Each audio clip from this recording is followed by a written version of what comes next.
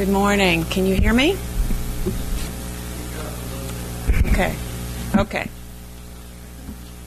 I'm Jeanne Malmgren, and I'm, for those of you that I don't have the pleasure of knowing, and I'm very honored to be here to be part of this series that the fellowship is having called First Sundays, correct?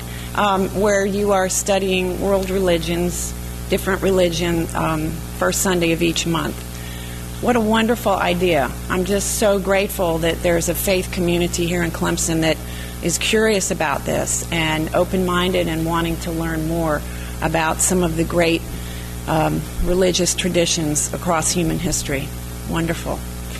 So when Reverend Terry asked me to speak about Buddhism this morning, my first reaction was that, well, we already have a Buddhist service. Some of you might know that we started a tradition 2 years ago where we celebrate Vesak, which is one of the most important Buddhist holidays. It falls on the Sunday in May, closest to the full moon, and we've been doing that for a couple of years. And also we have 3 meditation groups which are noted in your program this morning, which meet at different times during the week right here in the sanctuary. So, and those groups are not overtly Buddhist, and you certainly don't have to be a Buddhist to take part in the meditation groups. But you put all that together, and that's a lot of Buddhistness for one little congregation here. But maybe what I can do this morning is put a little context around all of that Buddhistness and provide a little history about the development of Buddhism and just a real quick overview of some of the main teachings of the Buddha. And hopefully that will help enrich our understanding of this very beautiful, I'm very biased, but very beautiful religious tradition, very ancient.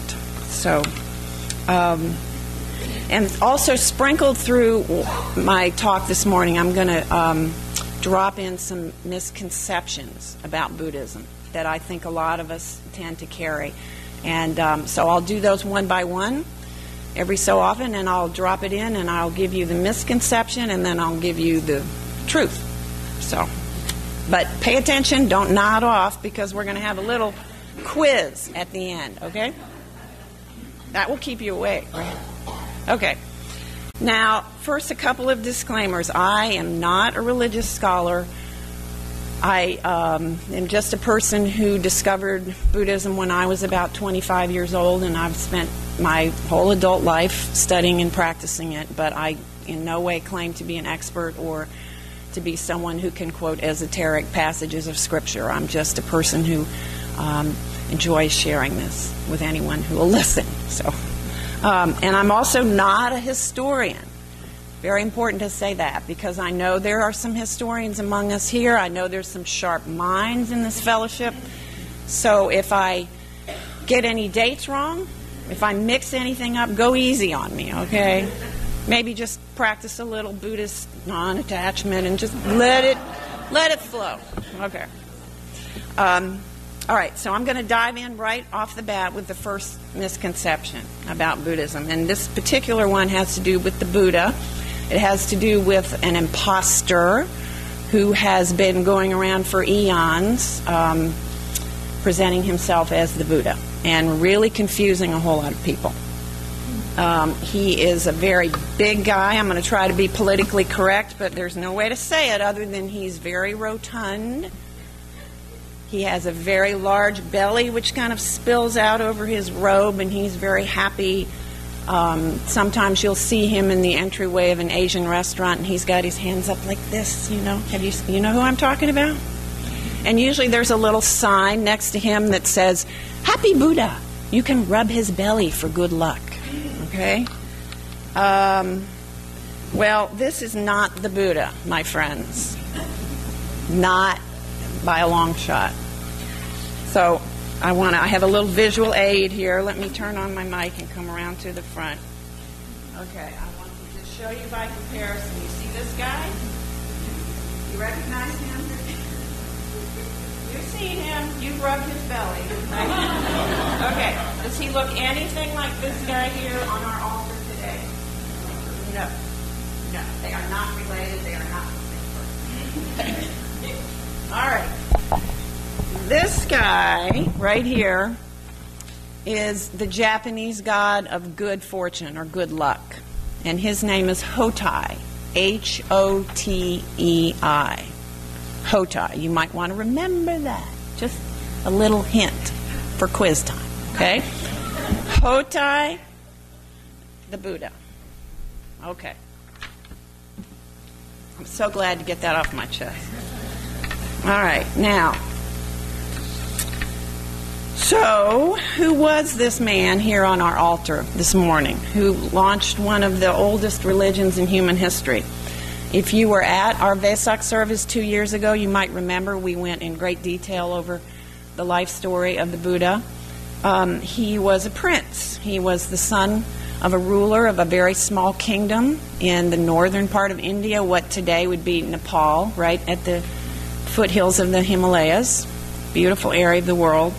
And he was born about 450 years before Christ. He grew up in great wealth and luxury as the son of the king. But he, as we saw in the children's story this morning, he was also very compassionate. He was naturally endowed with deep compassion and caring. So when he found out that there was poverty outside the walls of his luxurious palace, when he found out there was illness and death and suffering, it deeply disturbed him. And he couldn't let that go. And it disturbed him and worried him to the point that he actually renounced his right to the throne to take his father's place. He left the palace, he left his life of luxury, he left his family, and he became a recluse in the forest. There were a lot of those 2,500 years ago in India.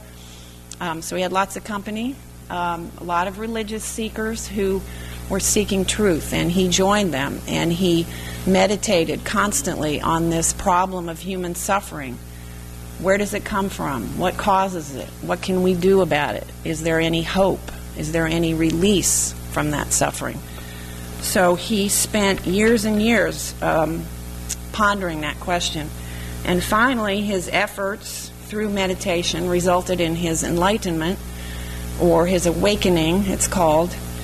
And then he became an itinerant teacher, and he traveled around India for the rest of his life, 45 years, teaching the Dharma or Dhamma, which means the truth or the way. And that's just an encapsulated version of the Buddha's life. So now our second misconception, all right? You'll notice that I'm calling him the Buddha. Buddha is not his name. His name, when he was a prince, we heard that before with the children, his name was Siddhartha Gautama. That was his given name. And when he became enlightened, when he reached that stage of spiritual development, he took on the title of the Buddha, which means awakened one. So it's not a name, it's an honorific. It's like the Dalai Lama. We call him the Dalai Lama, the Pope. So it's the Buddha. That the needs to be in there. Okay? Remember that too. For quiz time. All right. So the Buddha's goal was to solve this problem of human suffering. He aimed very high, didn't he? He really did. He took on the hugest question of all. And what he discovered was really revolutionary. It's revolutionary even in our time, but it was incredibly revolutionary in his time, because what he did was he burst this bubble of the very rigid caste system that was the foundation of Indian society 2,500 years ago. All life was structured very rigidly, and everyone had their place and their destiny, and there was no way to change that. There was no way to escape that. So how did he do that? How did he change that system? The Buddha taught that what determines whether an action is moral or immoral is the intention of the person who performs that act, the thought and the will that is behind that action, whatever it might be. He said that the intention of your action plants a karmic seed that will bear fruit somewhere down the line, in this life or the next life. The Buddha actually said, not by birth is one a Brahmin or an outcast, not by birth, but by deeds. In other words, it doesn't matter if you're high caste or low caste. If you perform an action that's based on greed, a certain result will come from that action. And if you perform an action that is based on love, loving kindness, an open heart, a different result will come from that action. So the Buddha, in that way, he was completely negating the importance of caste or skin color or class or gender in any consideration of morality or goodness of a person. Can you imagine how revolutionary that was in ancient India? And does it sound even a little bit familiar to us in the 21st century? Yes. Does it sound like the first principle of Unitarian Universalism? We affirm the inherent worth and dignity of every person. Now, there's another important part to this teaching that I want to mention, and that is the implication that each of us has the ability to create our own destiny, our own karma. There's an element of choice in everything that we say and do and even think. There's always choice behind that. There's volition, is what the Buddha called it. And that's a central part of his message, that each and every one of us can shape our own destiny without relying on an outside spiritual authority. And as we heard in the beautiful words sung by Susan, where is she? Thank you. Those words were actually an adaptation of the very last teaching of the Buddha as he lay dying and his disciples were gathered around, and they were very disturbed and fearful that their great teacher was leaving them, and they didn't know where they would find direction. And he said, you have to be your own teachers. You have to be your own guidance. Be ye lamps unto yourselves. And that message applies to us as well. I want to share with you what a wonderful teacher, some of you might have heard of her, a meditation teacher named Sharon Salzberg. She has to say about all of this. She writes, transforming our motivations transforms our whole life, our happiness, our degree of connectedness, our freedom. None of this is fixed in the particular externals of who we are. It is all held in the universal potential of what we might become. By denying that spiritual authority is invested in one particular class of people, the Buddha was acknowledging that we do not need someone else to mediate with the divine. It is in everyone's capacity to be spiritual, and we can all utilize the power of our awareness for our own liberation. The most powerful work is first done in the mind, because the mind is the forerunner of all elements of life. And we clearly heard that, didn't we, in the words that Jeanne read for us. By pointing out to us the crucial importance of our own intentions, the Buddha was making clear that every single one of us is responsible for our own minds, and therefore for our own freedom. Okay, now it's time for one more misconception. You ready? What does it mean when a Buddhist bows to an image of the Buddha? You might have seen pictures of that, or you might have actually witnessed a practicing Buddhist going down on their knees. It's kind of painful for some of us, on the floor, and then touching our forehead to the floor 3 times. Well, it's definitely not a form of worship, as a lot of people believe. Obviously, you might have deduced by now that Buddhists don't believe the Buddha was a god. We don't believe he was son of a god. We don't believe he was a prophet who brought a message from a divine teacher. We simply believe that he was a human being who realized something profound through his own questioning and his own intense efforts, and who then shared what he had discovered with others. So we really bow to an image of the Buddha out of respect, not worship. Respect for his accomplishments and respect and also gratitude for what he shared with us. And also a little bit of humility, because we recognize that his achievements were so incredibly rare in this human realm.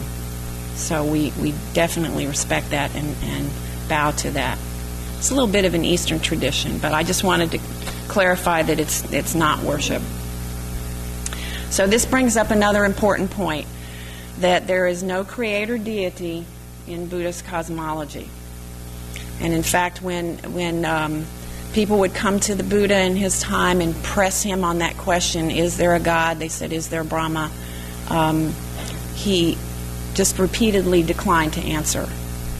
So we really have to classify Buddhism as a non-theistic system. Not atheistic, but non-theistic. I think that's an important distinction to make. Okay, now a little bit of history, just a tad. After the Buddha's death, his disciples would get together every year and they would recite out loud what they could remember from his sermons. So for hundreds of years, his teachings were preserved in that way, orally, just from memory. And then later, about the 1st century BCE, more or less, they were finally written down, and I brought something to show you this morning. Actually, I don't need that. You can come up after the service if you're interested and look, but right here on the altar is a set of palm leaves. They would write down, they would use plant-based inks that they made, and they would scratch the sutras or sermons onto strips of palm leaves and then bind them together with a wooden cover. So this is a very primitive sort of a book, actually. So that was how it was preserved for a long time. Now, by 2 centuries after the Buddha's death, his doctrine had spread from India first into Sri Lanka, Sri Yanni's homeland. Yes, yours as well. And then it also moved northward up into China and Mongolia and Korea, the North Asian countries, and then it moved across eastward to Southeast Asia. And one of the interesting characteristics of Buddhism is that as it spread into each of these places, it moved in a way that I kind of like to think of as gently. You know, it didn't come in gangbusters and rooting out the native beliefs and replacing them by force with a new doctrine. It would come in and it would sort of melt into what was already there, and it would absorb that and coexist with that. So that is exactly why you see a lot of different flavors of Buddhism. When it went into China, it took on elements of Taoism. When it went into Tibet, it absorbed that folk religion called Bon that was there. When it went to Japan, it took on that very delicate kind of aesthetic that is so much a part of Japanese culture, and that became Zen. So that is why you see all the different shapes and flavors and forms of Buddhism. Now Buddhism arrived in America in the late 19th century, specifically at the 1893 World Parliament of Religions in Chicago, which was organized by Unitarians and Universalists, and that was generally seen as the very first worldwide interfaith dialogue when many, many religions came together. It was part of the Chicago World's Fair, and they had swamis and teachers from all over the world who finally came together and shared their beliefs with one another. It was an amazing event, 1893. So today there are 2 main branches of Buddhism that exist. Theravada, or the way of the elders, is what that word means. That's found mostly in Southeast Asia, Sri Lanka, and then the countries of Southeast Asia, Cambodia, Laos, Thailand, Burma. And Mahayana, or Mahayana, sometimes it's pronounced as, that means the great vehicle, and that is found in countries such as China, Tibet, of course, Korea, Japan, Taiwan, Singapore. Worldwide, in all of those branches, there's about 488 million Buddhists. That's about 7% or so, I believe, of the world's population. So it's the fourth largest religion. In North America, there are almost 4 million Buddhists now. Surprising.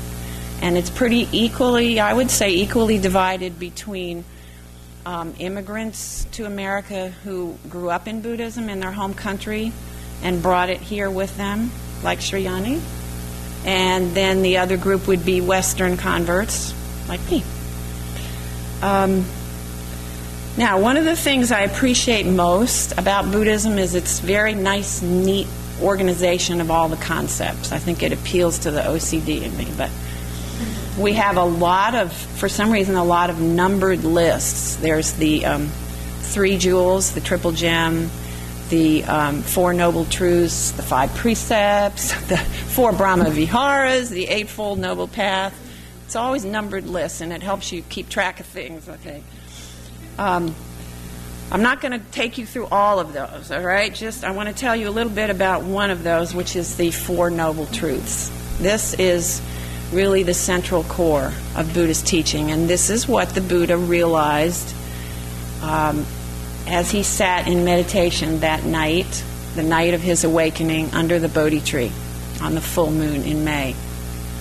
And after his enlightenment, his very first sermon that he shared this with, he went to a place called the Deer Park, and he preached to the group of 5 or 6 ascetics, religious seekers that he used to be hanging out with in the forest, and he went back and found them, and he said, "Oh, wow, look what I discovered." So they were his first disciples.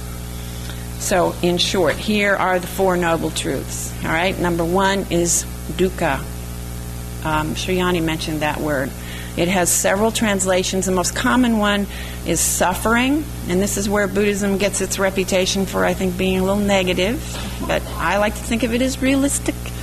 There's another word that I think maybe is more accessible, and that is unsatisfactoriness.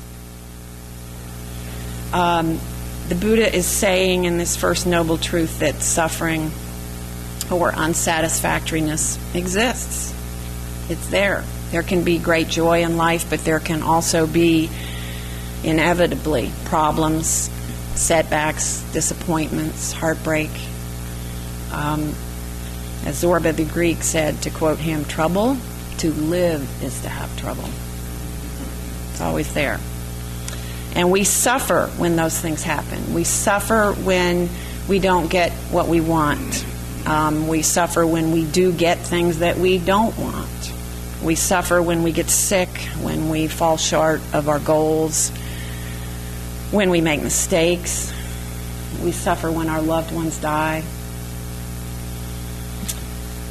Okay, but number 2, the next noble truth, is samudaya. And this is the cause of dukkha. Why? Why do we suffer? Why does it hurt us when our loved ones die?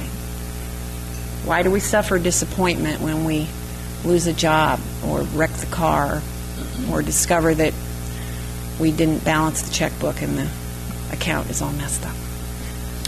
Why does it bother us when life doesn't go the way we want it to? Well, according to the Buddha, the cause of that is our clinging, our grasping. You know, we have this emotional attachment to the way things we want them to be. And we have this funny little habit of kind of grasping at things that are pleasant and pushing away things that are unpleasant. And we spend a lot of our waking hours doing this. All right, but number 3 of the 4 noble truths is nirodha, which means the end of suffering. Okay, so here the Buddha is actually offering us some hope. There is an end to suffering. The dukkha can come to an end. We can learn to ease that clinging and grasping that causes our suffering. And we can find real peace. So how do we do that? The 4th noble truth. It's called magga, which means path. And that means that this is the way, the path to the end of suffering. And that path is the Noble Eightfold Path. It goes into another numbered list, you see. These are 8 things that the Buddha says we need to do. We need to practice these things, and we need to master them in order to shed those attachments and let go of the clinging and the grasping, and thus end our suffering. Now, if I start in on a whole discourse on the Noble Eightfold Path, we're going to go way beyond social hour, and the coffee's going to get cold. So let me just wrap this up, okay, real quickly, and summarize the Noble Eightfold Path. I could just say that it's a recipe for action that's really built around two things. There's two things. One is good conduct, or morality, if you want to use that word. It's a very laden word. Maybe virtue would be a better way to describe it. So virtue is one thing, and the second thing is mental development. This is where meditation comes in. The Buddha saw these two things, virtue and mental development, as twin branches that are equally important. You cannot have good meditation, he said, without virtue, and you cannot have virtue without the wisdom that comes from meditation. They go hand in hand, and together they lead us down that path to the end of suffering. So that's the message of the Four Noble Truths, bless you, and that's the very core of the Buddha's teaching. Okay, it's time for the quiz. Are you awake? You ready? I promised you, remember? Okay.